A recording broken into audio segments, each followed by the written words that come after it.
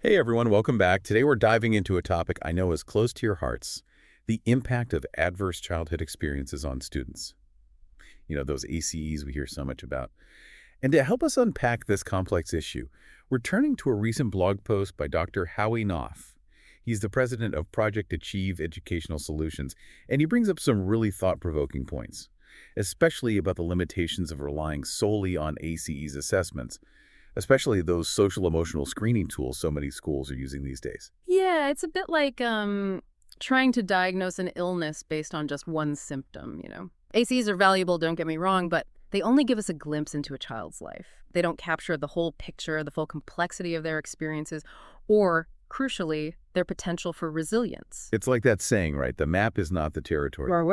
Makes you think about that recent survey by the National Center for Education Statistics, doesn't it? The one that highlighted all those challenges schools are facing right now. Pandemic after effects, the need for more mental health support, a rise in disruptive behaviors. It's a lot. It is. And, while those social emotional screening tools can be helpful for identifying students who might need extra support, we have to be really cautious about how we use them. They're just one piece of the puzzle, not the whole picture. So it's like a smoke detector, kind of. It alerts you to potential danger, but it doesn't tell you exactly where the fire is or what started it.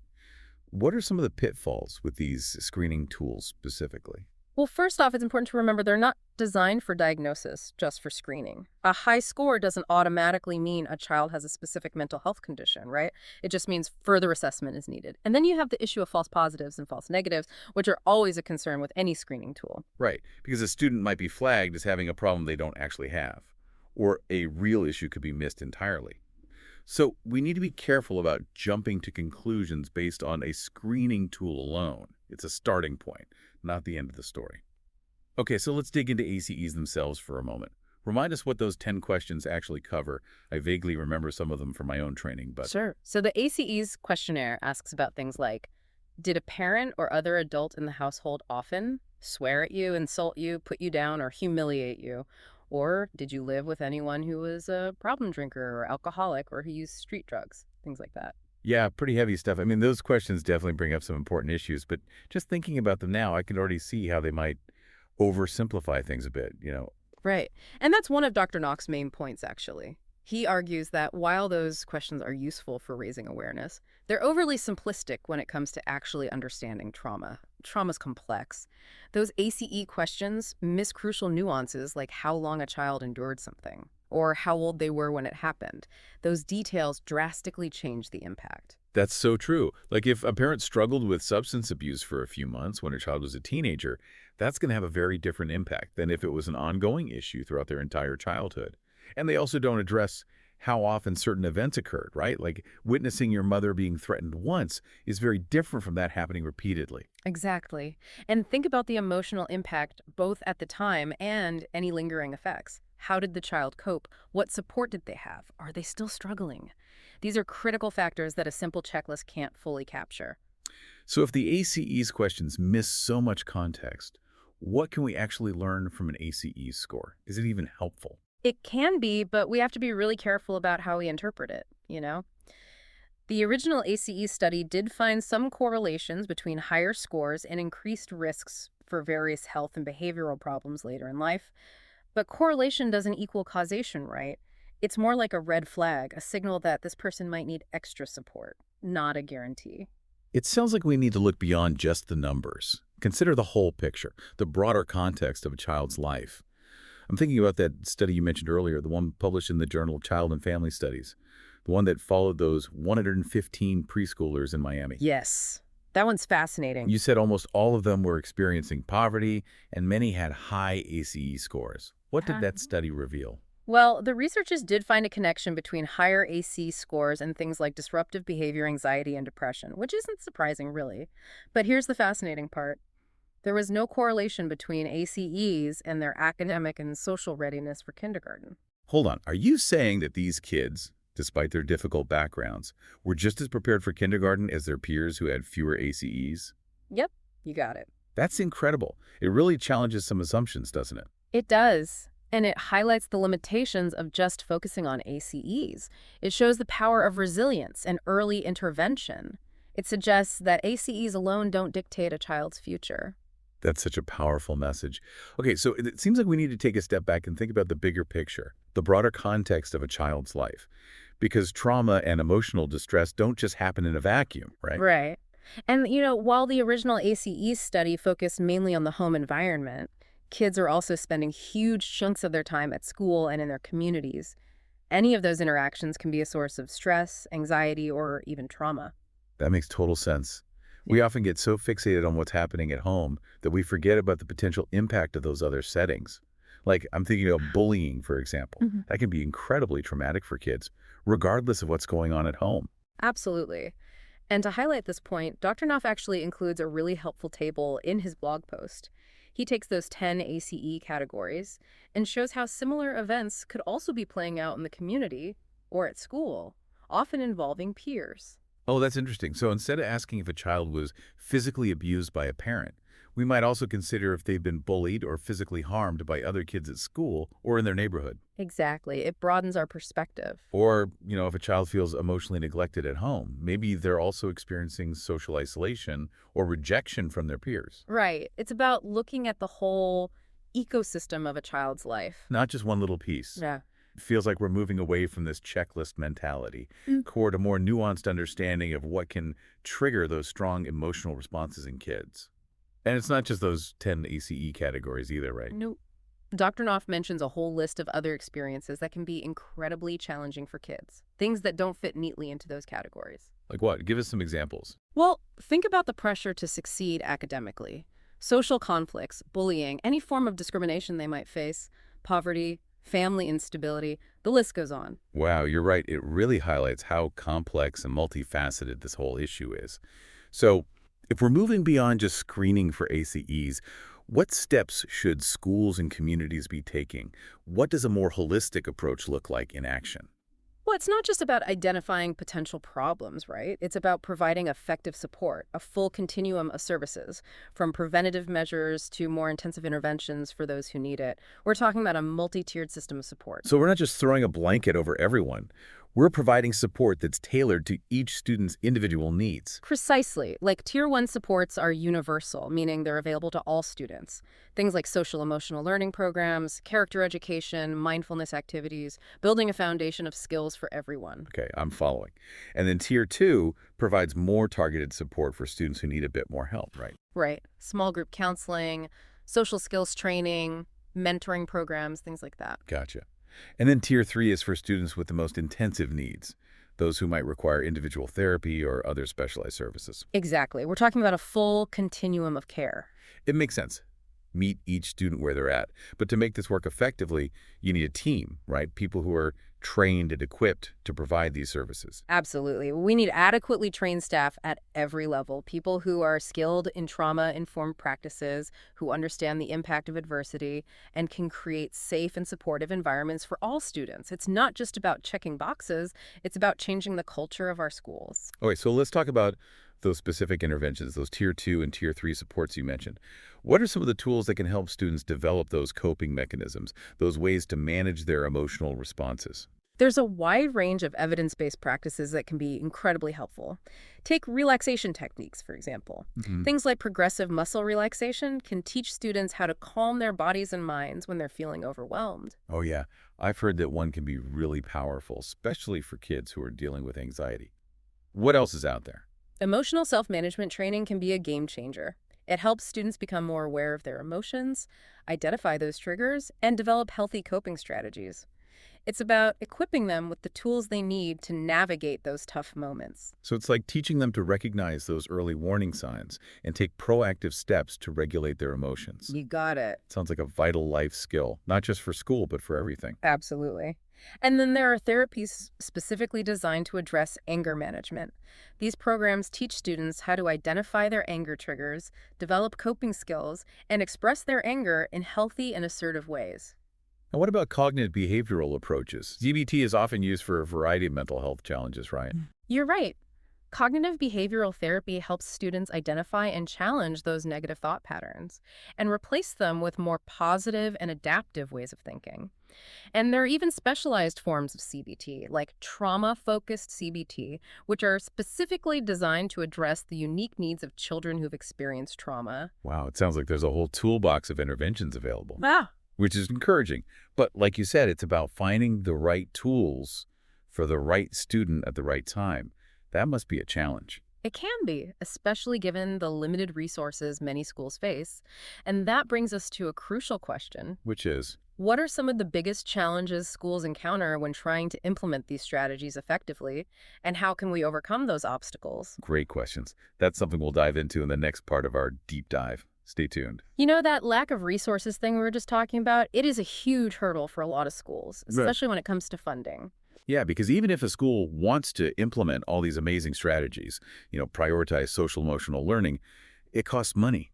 And so many schools are already stretched so thin just trying to cover the basics. It really is. It's this constant balancing act. So many schools simply don't have the budget to hire more staff or to train their current teachers in these specialized areas or to, you know, buy all the materials they need to actually run these programs effectively. And it's not just about money, right? Even if a school could magically afford all of that, there's still the issue of time. Oh, absolutely. Time is precious. Teachers are already like superheroes in my book. They're juggling a million things every day.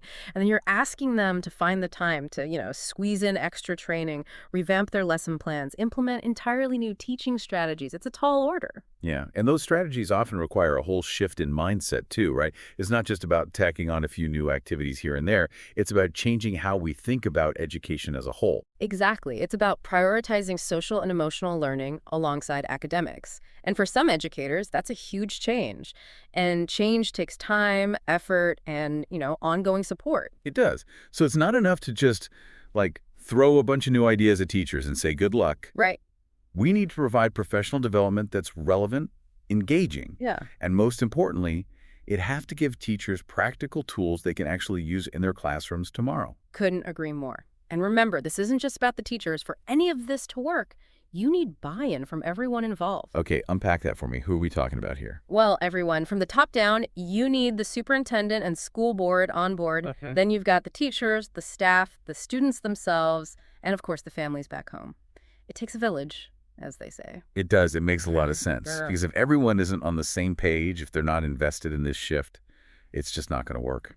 But getting that many people to agree on anything, it feels impossible sometimes. It can be a delicate dance. You're going to have people with, different opinions about the importance of social emotional learning, disagreements about the best way to approach it. And so building consensus takes clear communication, active listening, and a willingness to compromise. It sounds like a massive undertaking. And then on top of all of that, you've got the question of data collection, right?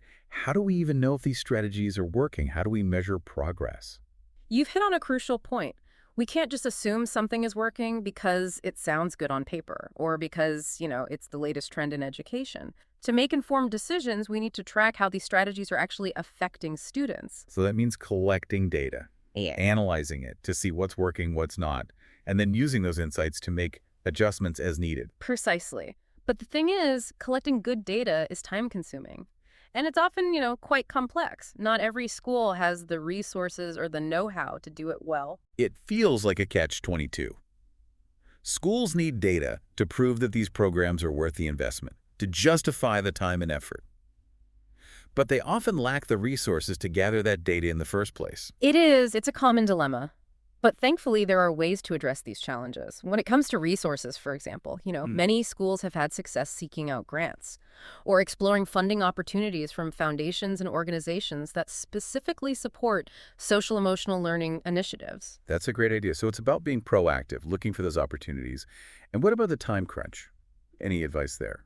One strategy that can be really helpful is to, weave social emotional learning into the existing curriculum. Instead of treating it as a separate subject, make it an integral part of everything that's already happening in the classroom. So it's not an extra thing teachers have to cram in. It becomes part of the fabric of their teaching. Exactly. I like that. And what about those buy-in issues we talked about? Any tips for getting everyone on the same page? Communication is key. Keep everyone informed about what's going on, why it matters, and how they can be involved. Host meetings, send out newsletters, be open to feedback.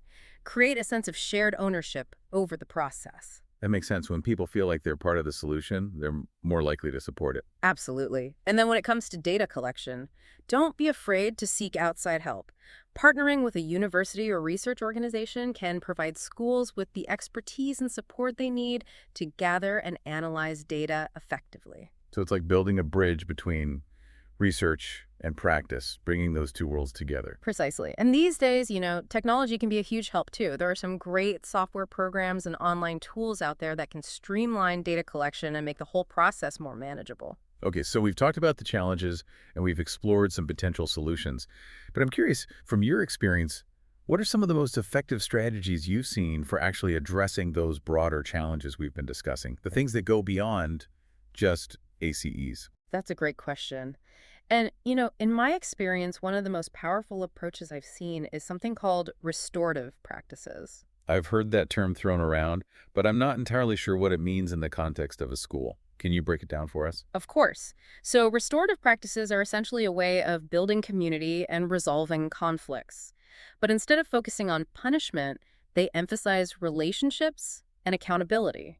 So instead of just sending a kid to detention for breaking a rule, it's about helping them understand the impact of their actions and then figuring out how to make things right.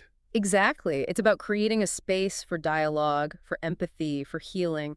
It's not about ignoring wrongdoing, but it's about addressing it in a way that strengthens relationships rather than tearing them down. It sounds really powerful. How does that actually play out in a school setting? Well, there are many different ways to implement restorative practices.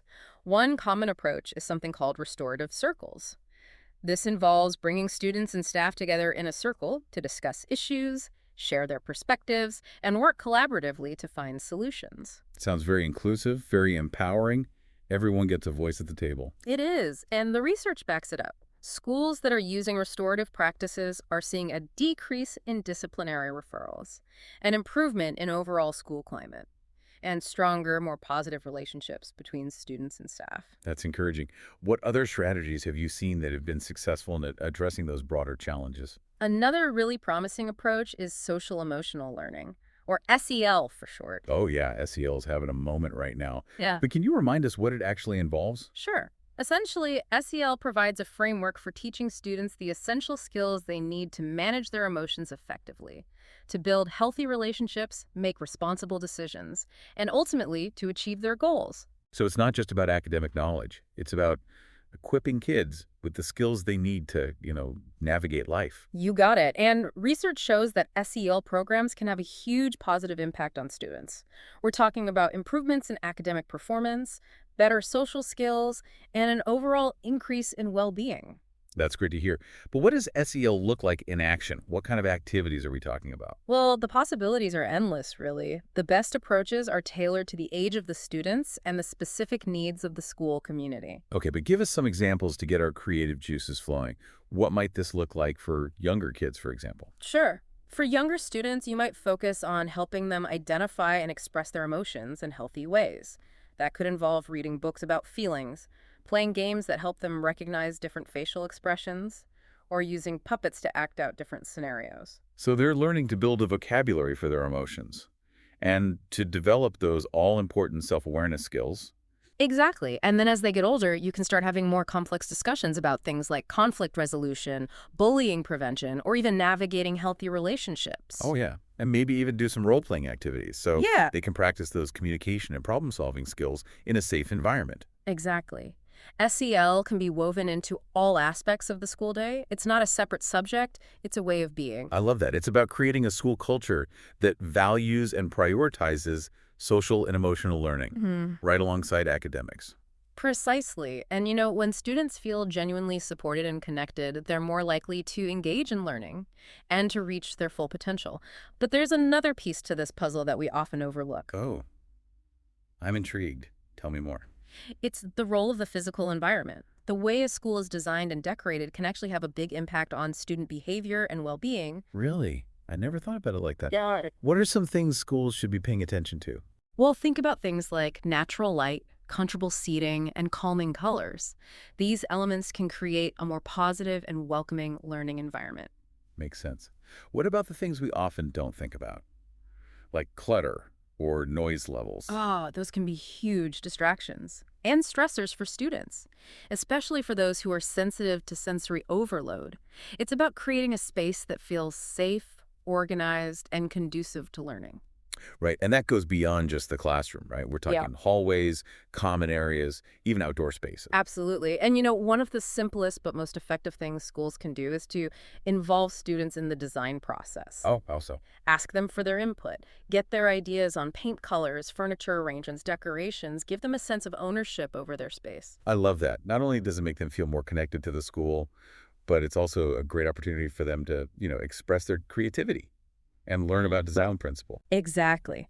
Another great idea is to create designated quiet spaces where students can go to, de-stress and recharge when they're feeling overwhelmed. Like a sensory room or a meditation corner, places where they can take a break from all the stimulation and regulate their emotions. Exactly. And don't forget about outdoor spaces. They can be wonderful for learning, for play, for connecting with nature, getting fresh air and exercise. They can. What are some ways schools can make their outdoor spaces more inviting? You can create gardens, build walking paths, set up play areas that encourage physical activity and exploration. The possibilities are endless. You're making me want to go back to school just to hang out in those spaces. Huh. But speaking of things we often overlook, there's one more I'm curious about. And what's that? Sleep. I know it's crucial for adults, but how does sleep relate to students' social and emotional well-being?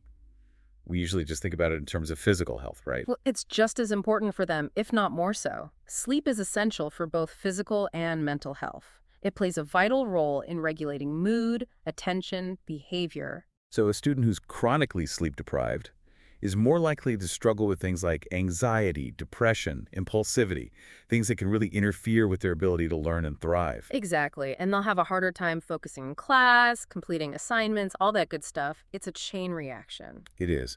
Okay, so what can schools do to encourage healthy sleep habits among their students? Besides handing out giant cups of coffee, I mean. Huh. Well, the first step is education. Schools need to teach students and their families about the importance of sleep. And just as importantly, they need to create school schedules and policies that actually support healthy sleep patterns. Okay, what does that look like in practice? For teenagers especially, it means avoiding those super early start times. Their natural sleep cycles are shifted later, so expecting them to be alert and engaged at 7:30 in the morning is just setting them up for failure. Right, it's about aligning school schedules with biology, recognizing that one size doesn't fit all when it comes to sleep. Right. And, schools can also encourage students to develop consistent sleep routines, avoiding screens before bed, creating a relaxing bedtime environment. Simple things, but they can make a big difference. They can. Okay, sleep. Check. What other often overlooked factors do you think schools should be paying more attention to? Well, we can't talk about well-being without talking about nutrition. Ah, yes, the fuel that keeps us going. But how does nutrition play into students' social and emotional health? We usually just think about it in terms of physical health, right? It's all connected. Just like sleep, what we eat affects our mood, our energy levels, our ability to focus and learn. It all goes back to that mind-body connection. So a student who's not getting the nutrients they need might be more likely to feel tired, irritable, have trouble concentrating. Exactly. And, they might be more susceptible to getting sick too, which just adds to the stress and disruption. Right, of course. Okay, so how can schools create a more supportive environment when it comes to nutrition? They can start by offering nutritious meals and snacks both in the cafeteria and through vending machines. Make healthy choices the easy choice. And maybe also offer some education about healthy eating, so students can make informed choices even when they're not at school. Absolutely. And don't underestimate the power of hands-on learning. School gardens and cooking classes can be a fun and engaging way for students to learn about nutrition. I love that idea. It's one thing to hear about healthy eating. It's another to actually grow your own food and prepare a delicious meal from scratch. You get it. Okay, ready for one more often overlooked factor? Hit me with it. Physical activity. Okay, that one seems more obvious. We all know exercise is good for us, Mhm. but how does it specifically impact students' social and emotional well-being? Well, aside from all the physical health benefits, which we all know and love, physical activity is a huge stress reliever. It improves mood. It boosts cognitive function. Yeah, all that good stuff. But what about the social piece? Physical activity can help students develop those all-important social skills, things like teamwork, cooperation, communication. It can also build self-confidence and create a sense of belonging. So it's not just about physical health. It's about creating opportunities for kids to connect with each other, to build relationships, and to feel good about themselves. Exactly. And yet, so many schools are cutting back on physical education and recess, often due to budget constraints or pressure to focus on standardized testing. It's so short-sighted, isn't it? We're sacrificing long-term well-being for those short-term gains. So what can schools do to encourage physical activity, even if they are facing those constraints? They can offer a variety of PE classes from traditional sports to dance, yoga, martial arts, something for everyone. And make sure those extracurricular activities are accessible and appealing. Yeah, those are great ideas. What about integrating movement into the school day itself? Things like walking clubs, dance breaks, even just encouraging kids to take the stairs instead of the elevator. All great ideas. And make sure those outdoor spaces are designed to encourage physical activity. Playgrounds, sports fields, walking trails, whatever you can fit. It's about creating a school culture that values movement and prioritizes physical activity alongside academics. This has been such an eye-opening conversation. We've moved so far beyond just focusing on ACEs, and we've explored a whole universe of factors that contribute to students' well-being. It's a lot to think about. It is, but it's also incredibly hopeful. The more we understand these interconnected pieces, the better equipped we are to support our students in meaningful ways. Well said. Now, before we wrap up this part of our deep dive, I want to leave our listeners with a question to ponder. We've talked about all these amazing strategies for supporting students' social and emotional well-being, but let's get real for a moment. What are some of the biggest challenges that schools actually face in implementing these strategies effectively? We'll be tackling that very question in the final part of our deep dive, so stay tuned. Okay, so we're back and ready to tackle that big question from the last part, about those real-world challenges schools face when trying to put all these fantastic ideas into practice. It's easy to talk about the importance of, social-emotional learning and restorative practices, creating these supportive environments for kids, all that good stuff. But it's a whole other ballgame to actually make it happen. Oh, absolutely. I always say it's like having that beautiful blueprint, for your dream house. But then you realize you don't have the tools, the materials, or even the construction crew to build it. Exactly. Yeah. So where do those blueprints tend to fall apart? What are the big roadblocks schools run into? Well, we've talked about it already, but the lack of resources is a big one. And I'm not just talking about funding, although that's a huge piece of it, of course. Right, because even if a school had an unlimited budget, there's still the issue of time. You can't just, buy more hours in the day. Nope, you can't. And teachers are already working so hard, they're doing so much. And then we're asking them to find the time to implement all these new strategies on top of everything else they're responsible for. It can feel impossible. It can. It's like asking someone to climb a mountain while carrying, a backpack full of rocks. Yeah, that's a perfect analogy. And then there's the challenge of getting everyone on board, which we touched on earlier. You need the administration, the teachers, the parents. Everyone has to be on the same page. If they're not, it's going to be an uphill battle the whole way. It's like trying to steer a ship where everyone's rowing in different directions. Right? Exactly. So you need that unified vision, that shared understanding of why this is important and what it looks like in practice, which is easier said than done. And then, of course, there's the data piece, which is so crucial. Schools need to be able to track their progress, see what's working, make adjustments. But collecting and analyzing data can be so time-consuming and complicated, especially if you don't have the expertise in-house. It's true, and it often feels like this catch-22. Schools need the data to, prove that these programs are worth the investment, to justify the time and effort.